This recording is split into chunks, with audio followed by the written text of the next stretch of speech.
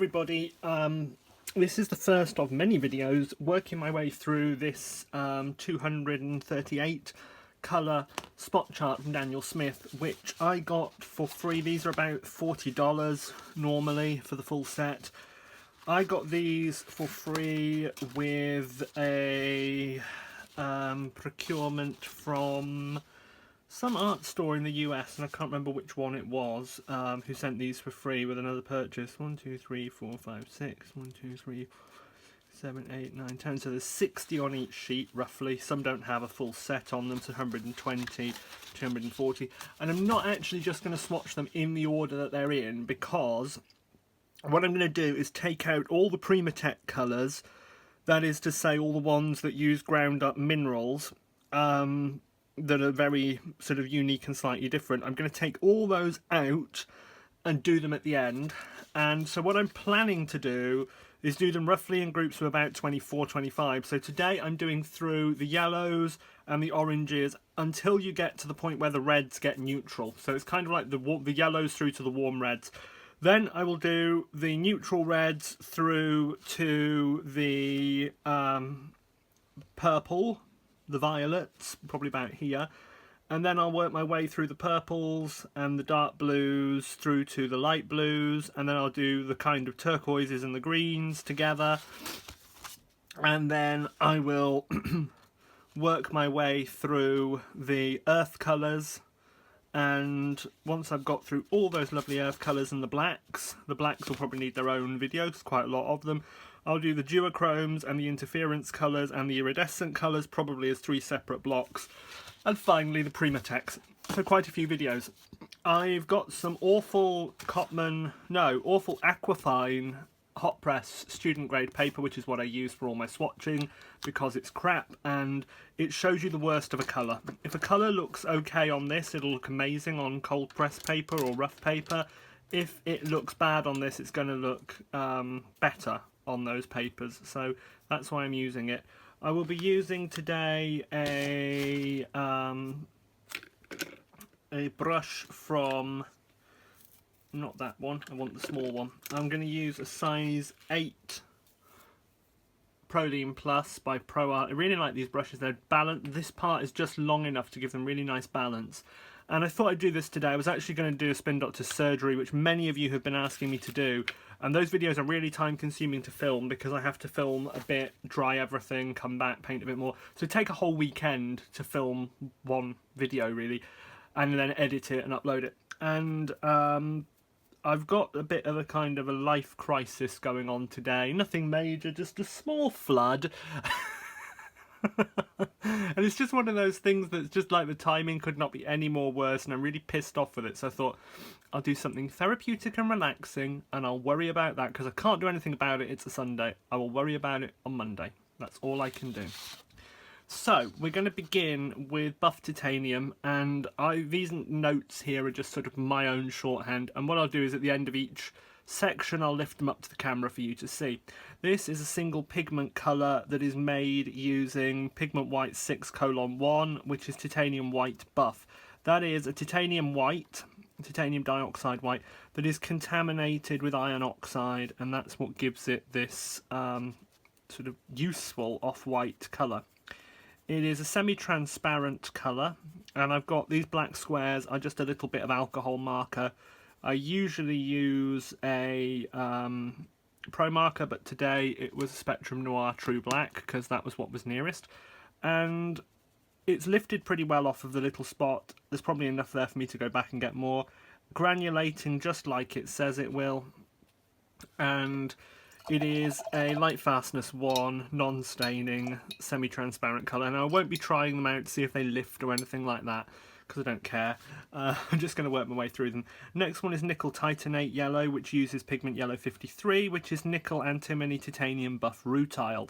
Now you find that pigment in quite a lot of Daniel Smith yellows, so we should expect to see it again. It is a granulating colour, and it is semi-transparent again.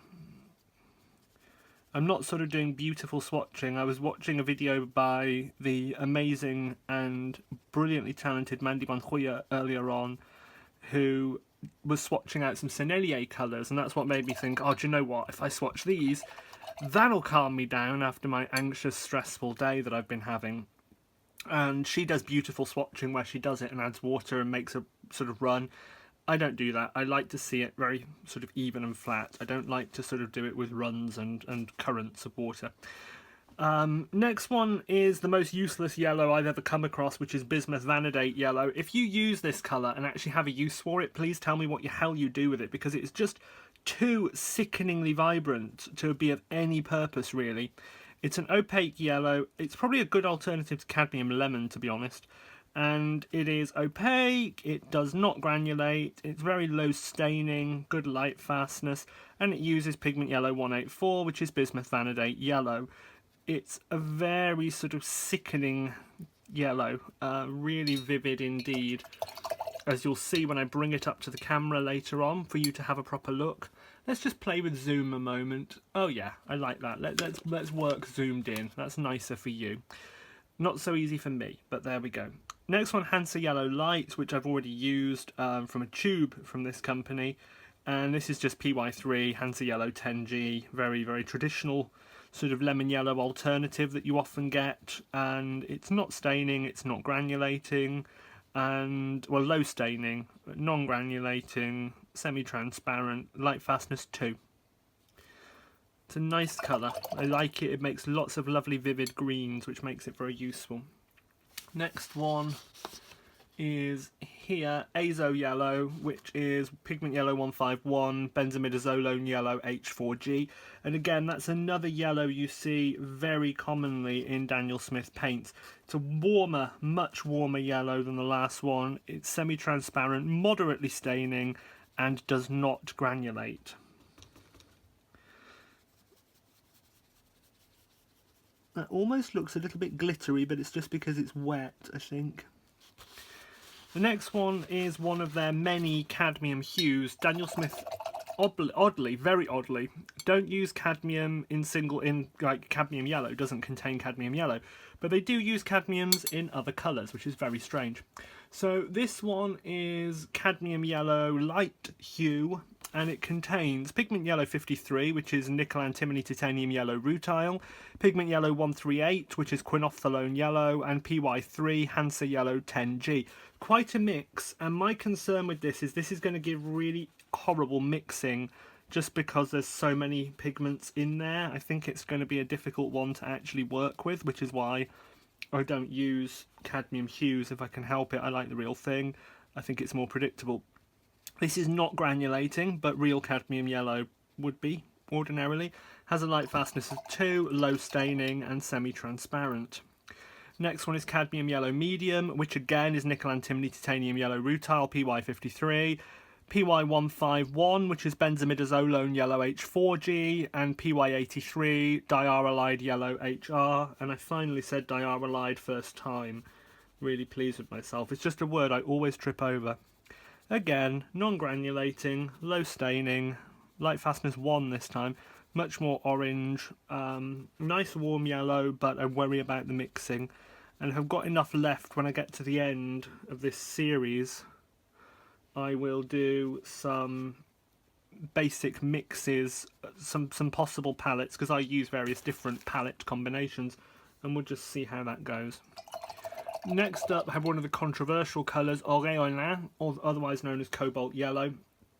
This uses PY40, which is potassium cobaltinitrite, otherwise known as Auréolin.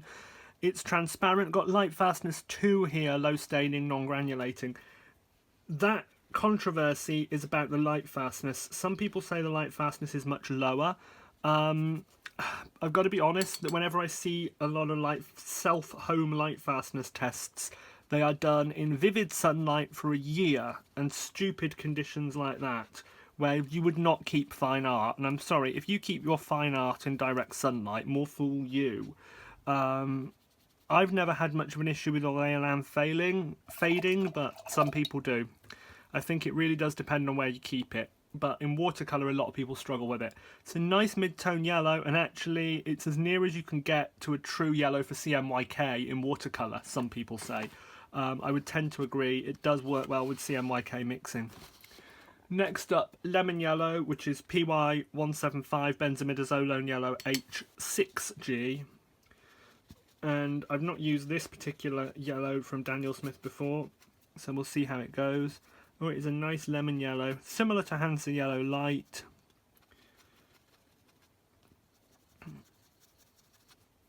Put a bit more water on there. And it's a non-granulating, non-staining, transparent colour. Exactly what it says on the tin. I know a lot of people like to use non-granulating colours, and I think it probably leads to very flat, boring paintings if you don't use anything with texture.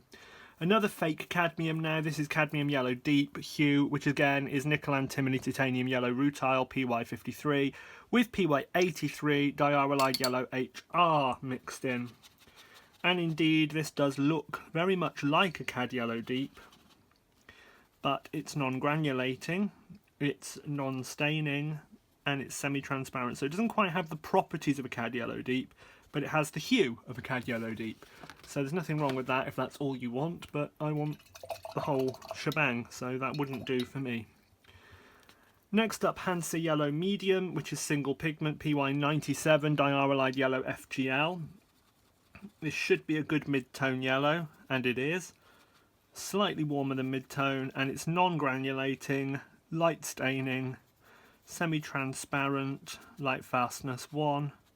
So this light fastness scale, where 1 is the best, 4 is the worst, by the way, just to familiarise you a little bit.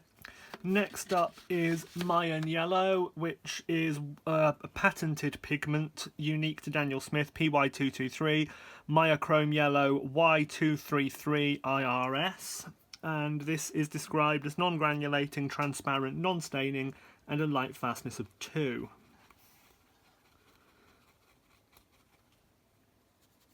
And this is based on an analysis that part of the University of Texas did years ago on Mayan blue, true Mayan blue, and they sort of recreated it using nanocrystals and all sorts of clever chemistry.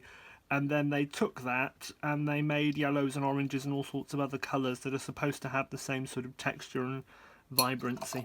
So we'll see what that looks like on dry down. Bottom row is going to be difficult to film zoomed just because of the way I've got my table laid out, so I'm going to zoom out to film the bottom row.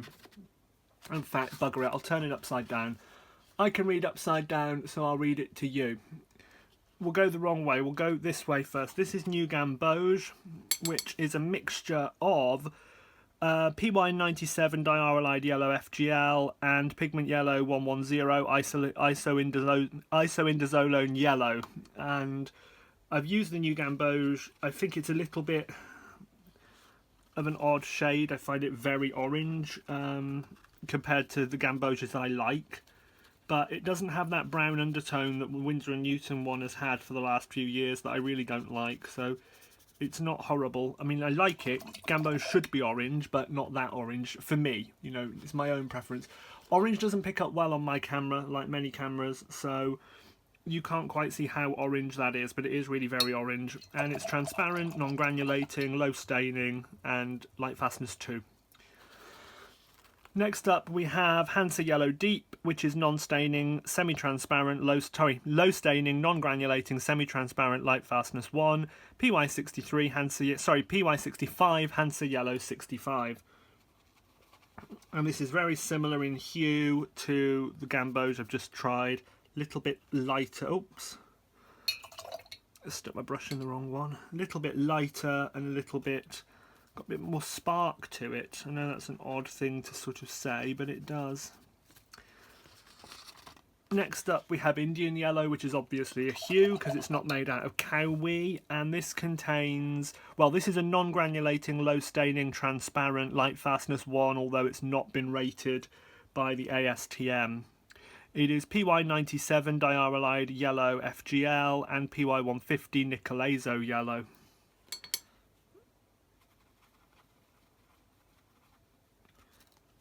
That's pretty much what I think an Indian Yellow should look like. Not too opaque and creamy. Not too... A lot of them look a bit like yellow ochre.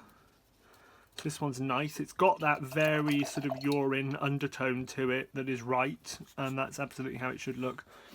Last up on this row Naples Yellow, and this is a non-granulating, semi-transparent, non-staining light fastness 1, and it is made of pigment white 4, which is zinc oxide white, pigment yellow 35, cadmium yellow, so they don't use cadmium yellow in the cadmiums, but they use it here, and pigment red 101, which is red iron oxide brackets synthetic. Now, I love Naples Yellow, but I never really know what to do with it. It's one of those colours that's a little bit limiting.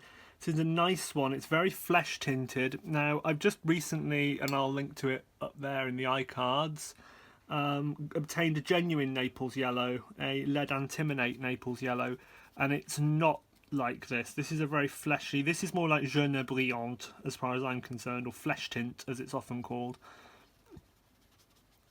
Naples Yellow is usually much more, not as red as that, and this you can tell is many pigments together because they granulate apart from the mix. I just let that dry off to one side and then I'll bring you back to it to see it. Next up we have Isoindolone Yellow, which is made of pigment yellow 139, isoindolene yellow. Sorry, just had to move my seat because it was starting to get uncomfortable. And this is a semi-transparent, non-granulating, moderately staining light fastness 1, and this released from the spot really easily on the card. This was one of the easiest to release. Beautiful orange yellow. I'm going to put a bit more on because I like that a lot. And just let it mingle. Next up is Permanent Yellow Deep, which is 1110 isoindolinone yellow. So isoindolinone yellow. This is transparent, non-granulating, low staining, and light fastness 1.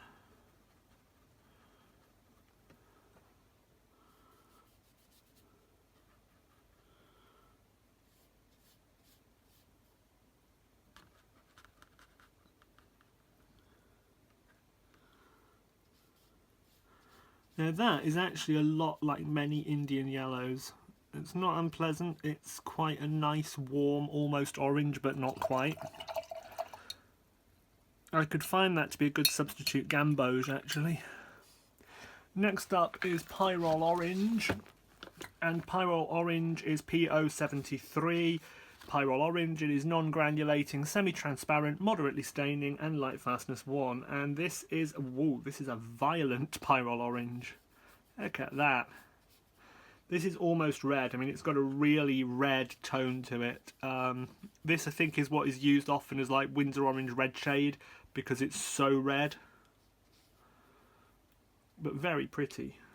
Great if you're a botanical painter. This could be really useful. Real vibrance to that. I really like that. Next up is Permanent Orange, and that is benzimidazolone yellow H5G. Sorry, benzimidazolone orange H5G PO62. It is non-granulating. It is low staining, light fastness 1, and transparent. And this is a colour in many brands I find to be totally insipid because the pigment load is very low. But in this Daniel Smith one, the pigment load is actually pretty good. And it lifts really well from the little dried block. It's very nice. Even though it's non-granulating, it's got a nice texture to it. I like that. Okay, the next one is another fake cadmium. And this fake cadmium is Cad Orange. It is comprised of PY53, nickel antimony titanium yellow rutile, PO73, pyrrole orange, pigment yellow 83, diarylide yellow HR. It is non-granulating, semi-transparent, low staining, and light fastness 1. Now, cadmium orange genuine is one of those colours that's really hard to mix. So, yeah, this is not the same as a true Cad orange. It's darker, it's redder. True Cad Orange is almost violently orange, and this is not. I think the Permanent Orange was almost a bit closer. It's a shame they don't use real Cad pigments, because I think one of the most useful neutrals is Cad Orange and Cobalt Blue, which is really good for like rocks and bits of tree, anything where you want really strong granulation, like storm clouds, it can be really useful as well.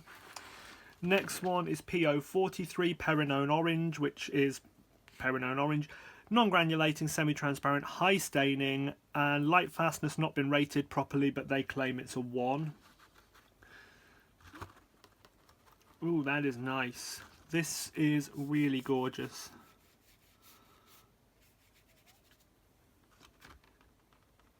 There's a lot of pigment in this. It's a really high pigment load. That is beautiful. Really vibrant red orange. Next up is Cad Red Scarlet, another fake one. And this one uses pigment yellow 53, nickel antimony titanium yellow rutile, PR254 pyrrole red, and PY83 diaryl yellow HR. Non-granulating, semi-transparent, low staining, and light fastness 1. Well, it certainly looks the part. This could pass for a Cad Scarlet quite well. It's perhaps a little bit more red than a Cad Scarlet. It's more like a Cad Red medium to me. Nice. It's got a bit of texture to it, but you know, it doesn't have the granulation that a Cad colour would have. No way around that. Okay, next up is Transparent Pyrrole Orange, which uses PO71, which is Pyrrole Orange, not Pyrrole Orange. And this is non-granulating, transparent, low staining, and light fastness 1.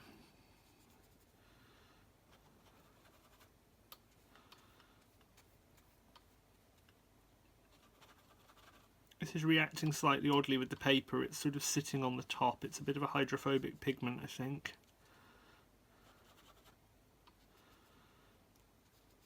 It's very pretty. I do quite like that.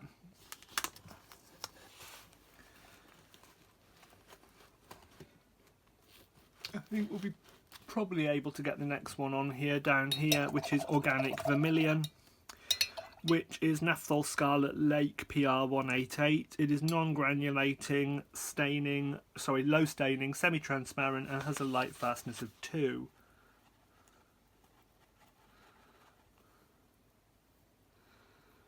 That is indeed a Naphthol Scarlet.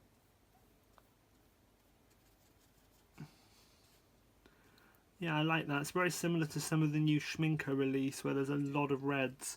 You can look at those up in my Schminker release, which I think I'll put in the iCards. Mayan Orange next. Now I've tried this before. It's in the Alvaro Castagne set, and it uses Myochrome Orange OR 2800, which has no colour index number at the time of me doing this. It hasn't yet gone into the colour index. It is non-granulating, semi-transparent, low staining, light fastness 1.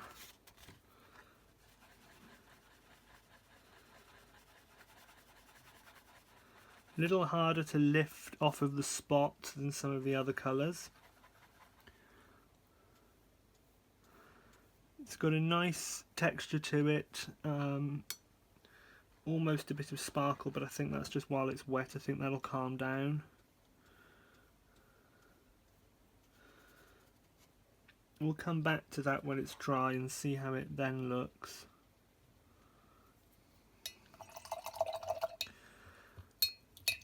Daniel Smith have a lot of quinacridones in all sorts of shades, and this one is quinacridone Coral, which just uses PR209 quinacridone red to just be how finely they've ground it that will give it a coral-like colour.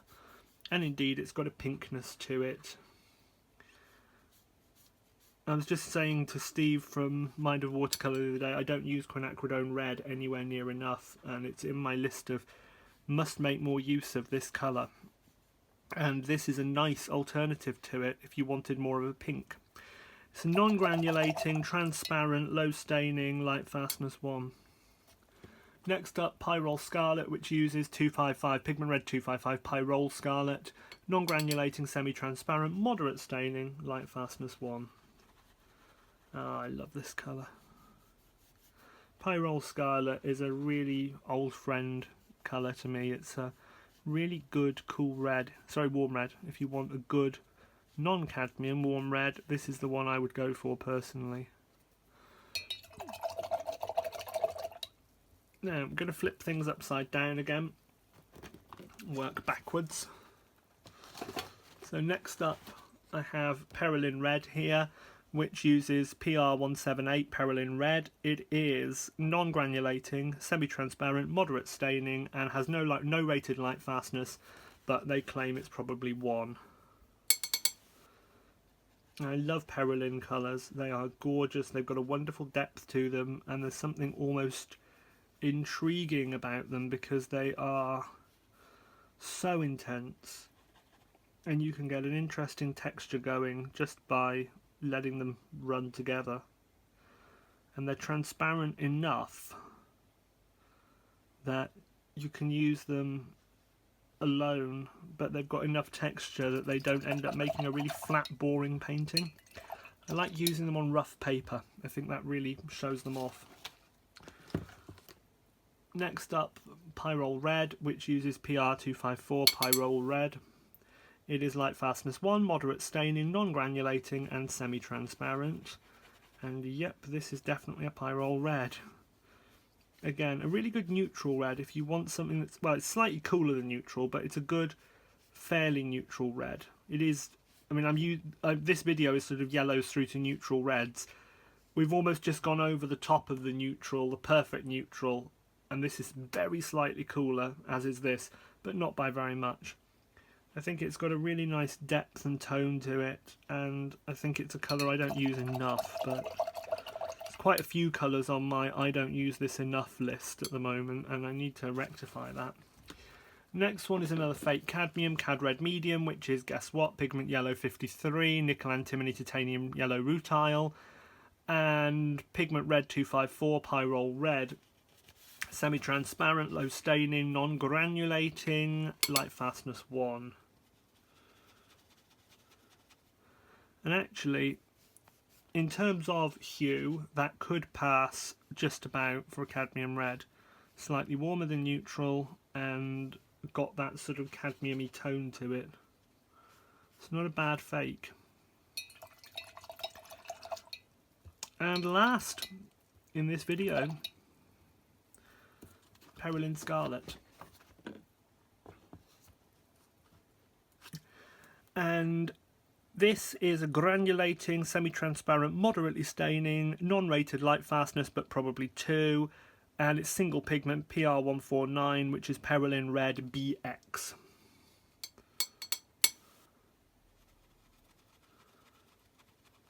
It's got that wonderful Perylene tone to it. I think because it's so concentrated, you get sort of texture automatically. Like Perylene Red, but very much warmer. I like that a lot.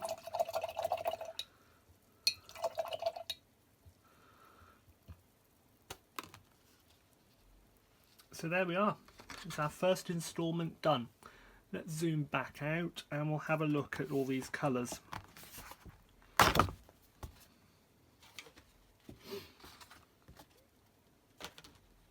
In fact, I think I might do the Primatex next, just for fun. So we've got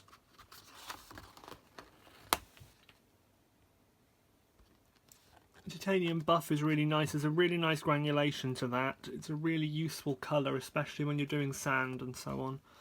We've got these cool yellows, this disgustingly vibrant bismuth yellow that I can never find a use for. The Hansa yellow is nicer, I think. The Azo yellows are nice. I'm not a big fan of these fake cadmiums. I would rather just use the other colours, to be honest. And I do really like this Mayan yellow. These myochrome pigments are interesting. I've not done enough with them to know much about them. I like the new Gamboge. I like the Indian yellow here. The Naples yellow I think is insipid. It just looks like wet paper in a way. It's just like wet cardboard. Very depressing colour compared to how Naples yellow to me actually looks. So nice but not perfect. Going through the oranges into the reds, I think the isoindolene yellow is a bit wet. Permanent yellow deep similar. Pyrrole orange is where it starts to get fun for me, and permanent orange I really like. That cad orange hue, even though it's not really that good, I like the colour. Perrine orange I really like. Cad red scarlet I like a lot. And transparent pyrrole orange I like. The organic vermilion is okay, but this Mayan orange I really like. It's not the strongest colour in the world, but it's got an interesting texture. Quin coral, I think I need to use this one. This pink is really interesting. Pyrrole scarlet is very interesting as well. And then you've just seen very recently these bottom ones, so I won't go through them again. But that takes us pretty much as far as neutrality. So I will come back and do the rest of these in instalments over the coming weeks. I hope this will build up to be a useful resource for anyone considering buying Daniel Smith paint who just wants to see what all the colours look like and how they behave. Thank you all very much, and good evening.